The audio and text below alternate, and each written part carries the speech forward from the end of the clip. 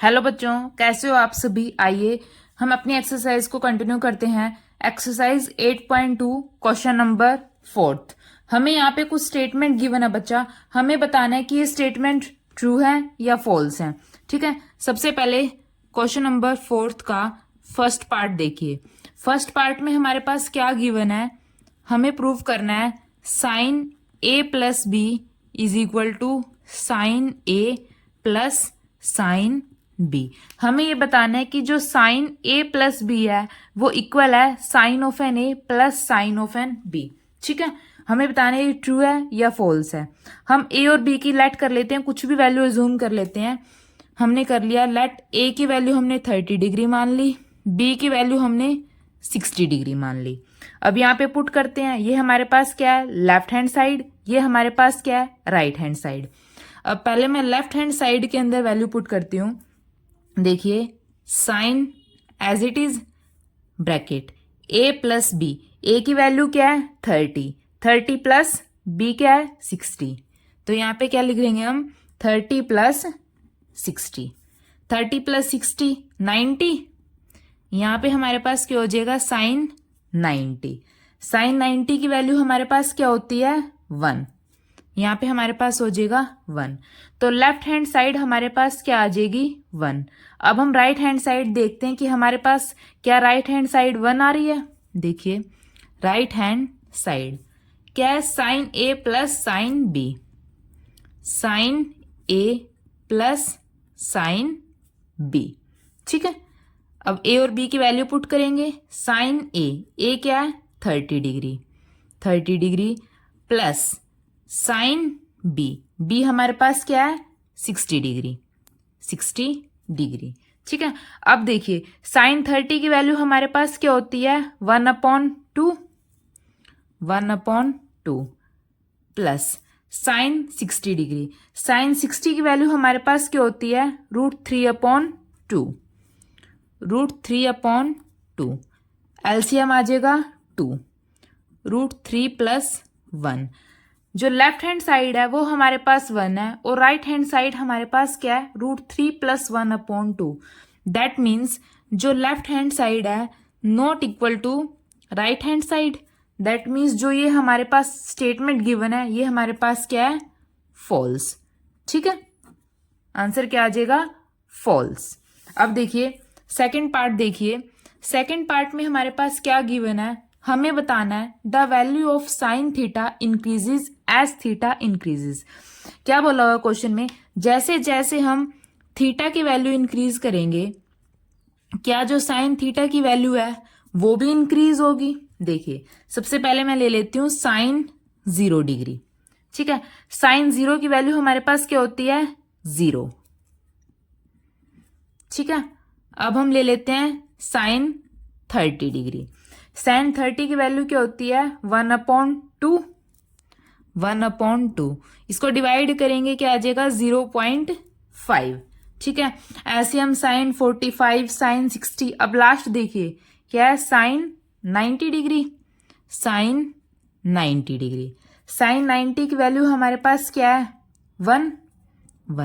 अब देखिए साइन 0 पर हमारे पास वैल्यू क्या थी 0, साइन 90 पर वैल्यू हमारे पास क्या थी 1। जैसे जैसे हमने थीटा की वैल्यू इंक्रीज की वैसे वैसे हमारे पास साइन थीटा की वैल्यू भी इंक्रीज हुई है। दैट मीन्स जो स्टेटमेंट है वो हमारे पास क्या है ट्रू। ठीक है,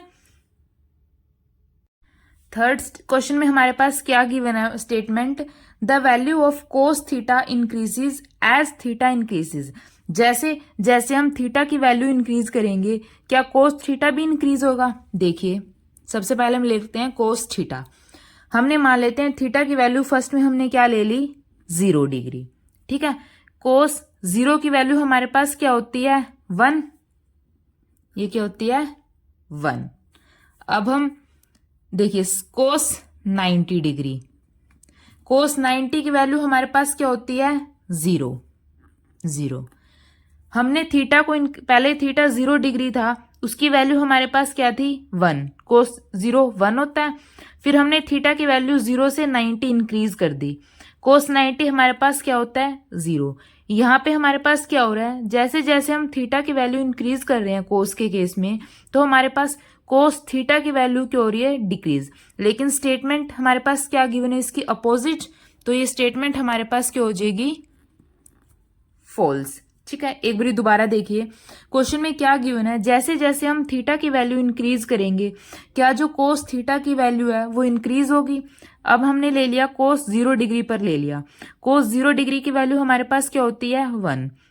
अब हमने चेक किया कोस 90 पर, कोस 90 की वैल्यू क्या होती है, 0 डिग्री पर 1 था, लेकिन जैसे जैसे हमने थीटा की वैल्यू इंक्रीज की 90, हमारे पास कोस 90 की वैल्यू क्या हो जाएगी, 0।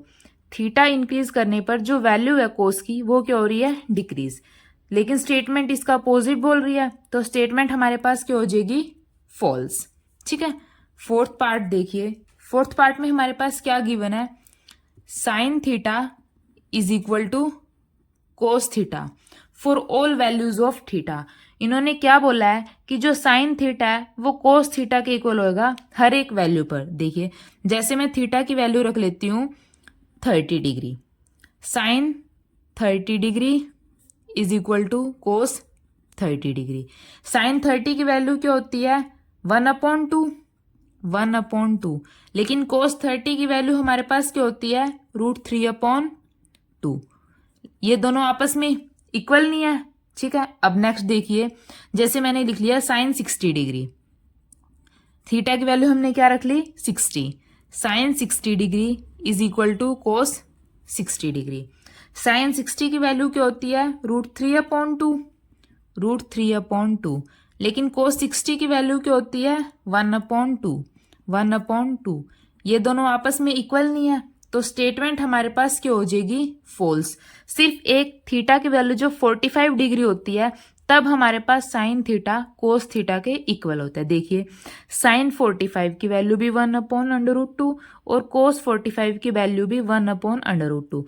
सिर्फ एक थीटा 45 डिग्री होता है तभी साइन थीटा कोस थीटा के इक्वल होता है, अदरवाइज दोनों हर एक वैल्यू के ऊपर इक्वल नहीं होते। तो स्टेटमेंट हमारे पास क्या हो जाएगी, फॉल्स।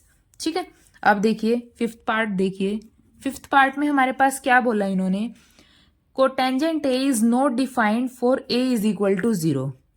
क्या बोला है, कोटेंजेंट ए नॉट डिफाइंड है जब ए की वैल्यू हमारे पास क्या हो, 0 डिग्री। नॉट डिफाइंड का मीनिंग क्या है, इन्फिनिटी हो। अब देखिए कोटेंजेंट ए, कोटेंजेंट ए को हम कैसे लिख सकते हैं, कोस ए अपॉन साइन ए।